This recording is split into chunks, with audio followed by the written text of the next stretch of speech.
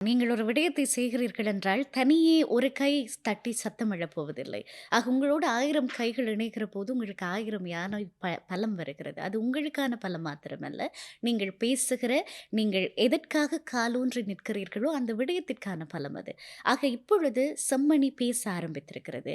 இனிமேலும் அது புதைந்திருக்கக் கூடாது என்று நீங்கள் நினைப்பீர்களாக இருந்தால், நீங்கள் எங்கே வாழ்ந்தாலும் இந்த குரலிலே ஒருமித்த குரலாக இணைய வேண்டியது நம்ம அத்தனை பேரினுடைய கடமையாகவும் இருக்கிறது. ஆக அவர்கள் செய்வார்கள். அந்த அமைப்பு செய்யட்டும், இந்த அமைப்பு செய்யட்டும், அந்த அரசியல்வாதி பேசட்டும். இல்லை.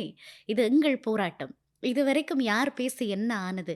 ஆனால் தாயகத்திலே வாழுகிறவர்களை பாராட்டியே ஆக வேண்டும். இத்தனைக்கு பிறகும் என்னுடைய வார்த்தை அதுதான். அடிக்கோடு இடுகிற வார்த்தை.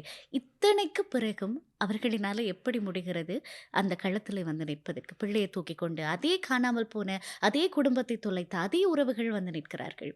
இன்னமும் அவர்கள் அதே வீரியத்தோடும், அதே அ ஒரு பரிசுத்தமான போராட்டமாக அதை இப்பொழுதும் நான் பார்க்கிறேன். அந்த மக்களினுடைய ஓர்மத்தை பார்க்கிறபோது, இன்னும் எத்தனை ஆண்டுகள் போராடச் சொன்னாலும் அவர்கள் தயாராக இருப்பார்கள் போல இருக்கு.